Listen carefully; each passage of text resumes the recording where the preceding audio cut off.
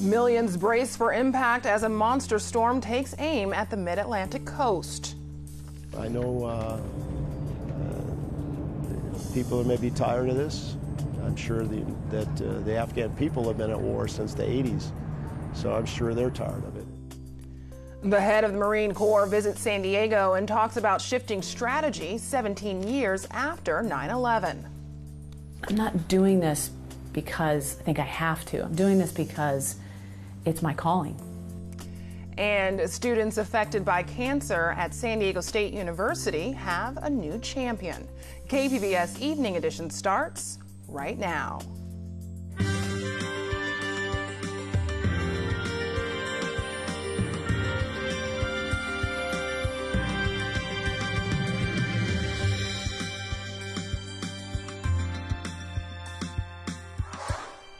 Good evening and thanks for joining us. I'm Ebony Monet. 10 million people across several states are now under hurricane warnings or watches, and hundreds of thousands have been ordered to evacuate as Hurricane Florence blows closer to shore. Some residents are heeding the warnings, others are hunkering down and preparing to weather the storm. FEMA warns severe weather is going to affect inland areas as well as the coast. This is a dangerous storm.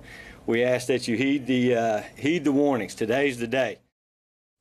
California is set to help out with recovery efforts, sending more than 200 first responders to the mid-Atlantic region. Teams of firefighters, paramedics, command center specialists, and rescue divers have been shipping out this week. In recent months, California has relied on firefighters from dozens of states to help control an outbreak of major wildfires. The Office of Emergency Services says it's happy to return the favor. We're always very grateful to give mutual aid. It's better than to receiving mutual aid in this state, especially as busy as we've been. So, it is a way of paying it back. On the same end, like I said, when somebody's in need, we'd like to pony up the resources if we have them available. The teams heading to the Carolina coast are expected to arrive Friday morning. The hurricane is expected to make landfall Friday night. Now, this is the view of the storm from outside the International Space Station as it churns across the Atlantic. Julia Wyden has more on what we can expect out of Hurricane Florence in the next few days. Florence remains a major hurricane, and unfortunately, it is slowing down as it approaches land. Now, the reason why that's an issue is because as it stalls out closer to the coastline here, it will have more time to bring intense storm surge to your coastal areas and also drop a lot of rain, not just at the coast, but also farther inland as we go through the weekend. This will likely approach land as we get on into Thursday night and stay nearly in place through Friday, Saturday, possibly even into Sunday. The reason why it's staying in place is because there's nothing to steer it. We tend to have areas of high pressure off to the north and east this time of year, and when they're strong, they'll actually pick up these types of systems and sweep them out to sea. But like I mentioned, that's not happening this time. Instead, it will just meander, bringing intensely heavy rain. Some areas could see upwards of 40 inches of rainfall through the weekend. For KPBS News, I'm Julia Wyden. The head of the Marine Corps was in San Diego today. KPBS military reporter Steve Walsh says he was asked about the stress families face as the pace of deployment remains high 17 years after 9/11. If you joined the Marine Corps on 9/11, 2001, you haven't known anything other than go to war. The Commandant of the Marine Corps, General Robert Neller, addressed the San Diego Military Advisory Council Wednesday. A spouse of a Marine officer at Camp Pendleton asked the general how the Corps is supporting families who have faced continual deployment since the War on Terror began. We have seen family readiness challenges change over the last several years. Can you talk a little bit about your perspective on those challenges? The Marines recently scaled back paid staff who act as liaisons for families. Preparing families for the rigors of this life, not just deployments, was a critical thing. Neller acknowledged the stress. He expanded his answer with reporters after the talk. It's tough. It's tough. I can't, I can't change the fact that, the service member's gone and the family is back in the States. All I can do is our best to prepare that family for that and to make sure that they are safe and secure and they have good communications with the unit. October marks the 17th year since the war began in Afghanistan. The most recent U.S. strategy has brought more Marines in direct contact with the Taliban. I know people may be tired of this. I'm sure that the Afghan people have been at war since the 80s, so I'm sure they're tired of it. And so I think we're at an opportunity point here. So let's ask for everybody to be a little more patient and play this out and see what happens. SDMAC also unveiled a new program to help San Diego defense companies branch out into the civilian sector. Steve Walsh, KPBS News. After the breakfast, Neller took a tour of Marine Air Station Miramar. The city of Vista has decided to continue to back President Trump's lawsuit against California's sanctuary city law. KPBS reporter Priya Sridhar has the story. California's sanctuary city law limits the cooperation between local law enforcement and Immigration and Customs Enforcement. Back in March, Attorney General Jeff Sessions filed a lawsuit against the state of California on behalf of the Trump administration, saying that policy interfered with federal law. Since then, several California cities, including Vista, have voted to back the Trump lawsuit. Last night, however, Vista City Council member Joe Green introduced a motion to re-vote on the issue because one of the city's 4 council members had been absent from the last vote. The city clerk's office says almost 36 members of the Vista community came out to the public hearing to voice their opinion on the issue. Now, the majority of those people wanted Vista to overturn the earlier vote and not back the lawsuit. But after listening to the public comments, no other council member backed Joe Green's motion to have another vote, so the decision to back the lawsuit stands. The city of Vista is planning to write a letter in support of the lawsuit soon. Priya Sridhar, KPBS News. Immigration law is as complicated, if not more so, than tax law, according to advocates who spoke out today in San Diego. That's why they say having an attorney is essential. Few Americans realize that refugees are turned away at our southern border every single day.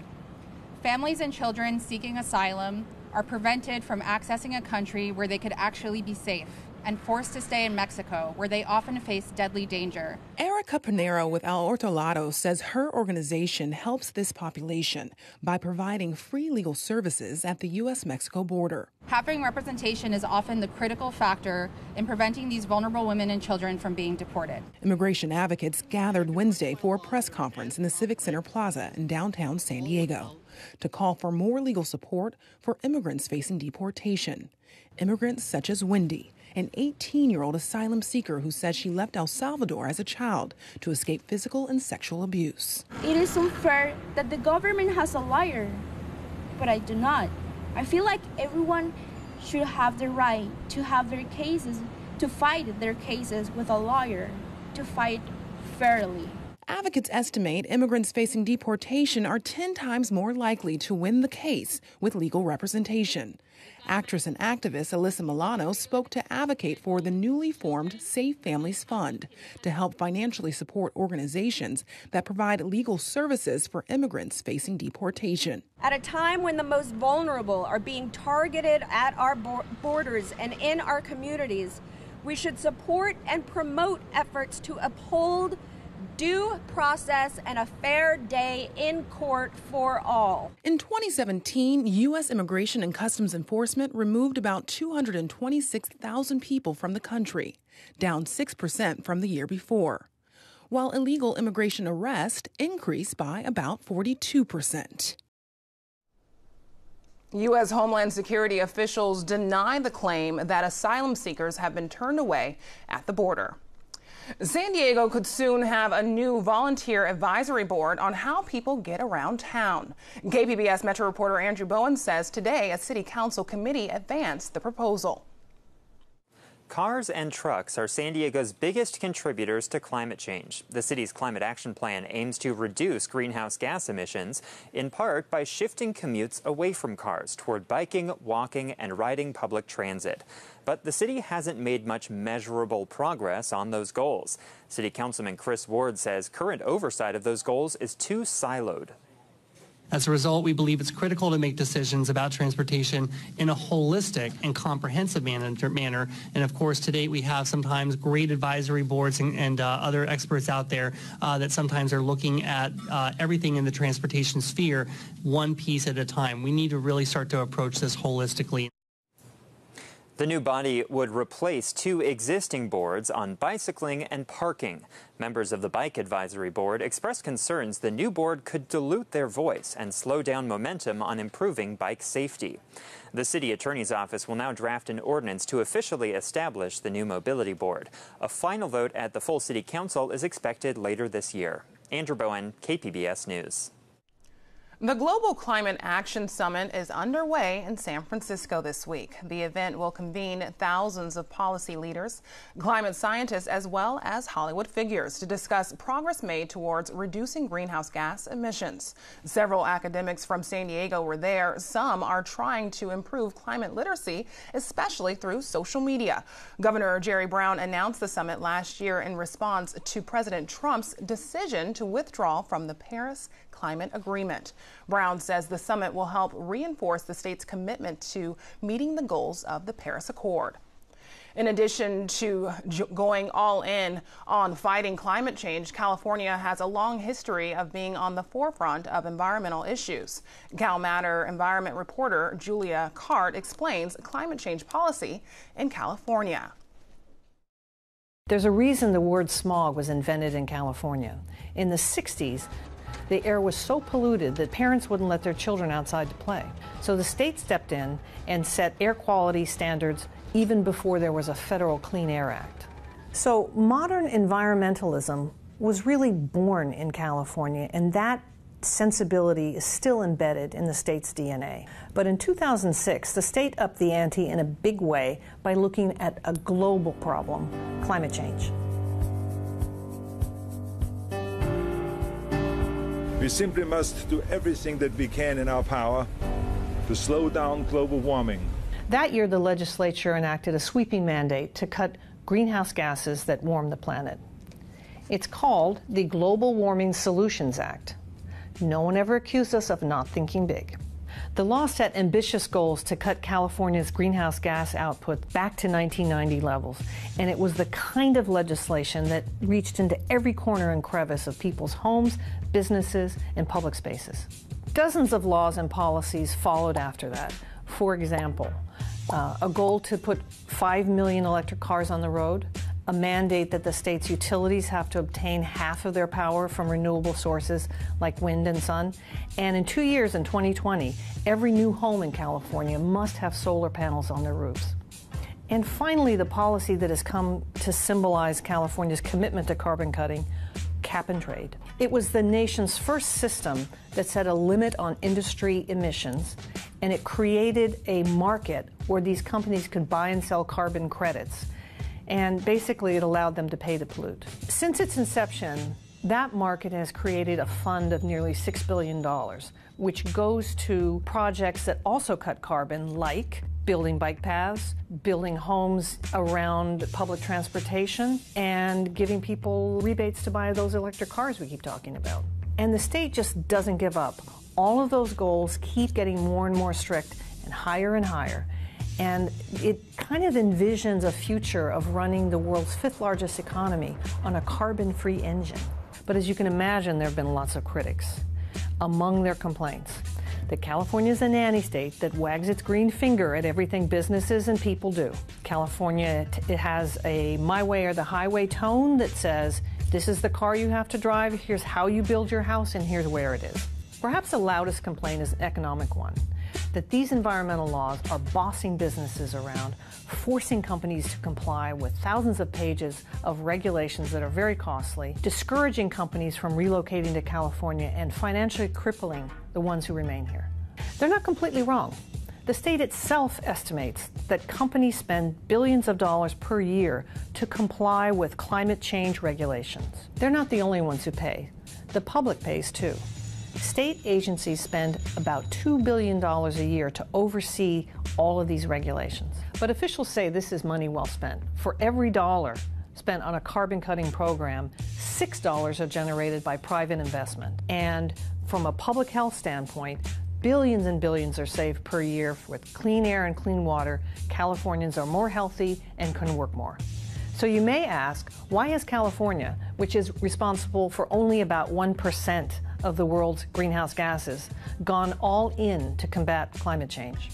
You may say, who do you think you are? Well, we're a state that has a 1,000-mile coastline along a Pacific Ocean that continues to rise. We have an ever-growing and vast western desert. We have agricultural valleys that were once thriving that are now thirsting for water, and forested mountains that seem to be locked into a year-round fire cycle. It's the in-our-face reality check that our governor refers to as an existential threat. Considering what's at stake, even with what California has already done, some people say it's not enough. Amid the uncertainty about climate and our future, there are two things that you can be sure about. California will always be criticized, and California will always go its own way, whether you like it or not. Classes are back in session at San Diego State University following a broken water main. Campus restrooms and other water services were out of commission for a few hours. The university canceled classes until 3:15 this afternoon.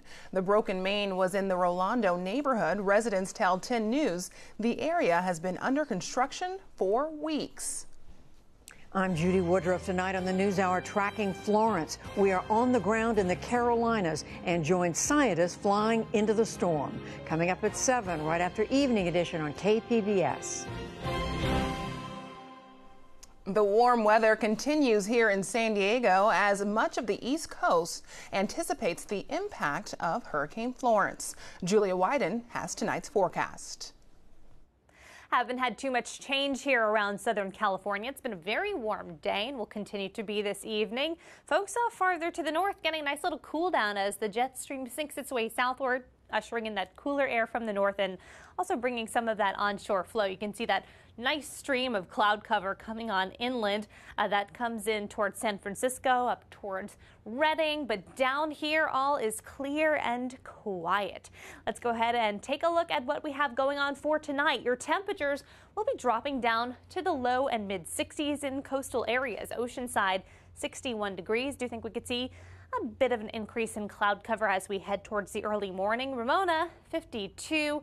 We'll be dropping to 68 degrees in Borrego Springs. Again, thickening cloud cover through the overnight. San Diego and the metro area will be in the mid-60s, should be nice and comfortable. As we head into the daytime hours tomorrow, we are heating up yet again. Lots of warmth in store, especially for those inland areas and up into the deserts. Borrego Springs climbing to 104. Oceanside, a warm 80 degrees with a nice mix of sun and clouds throughout the course of the day.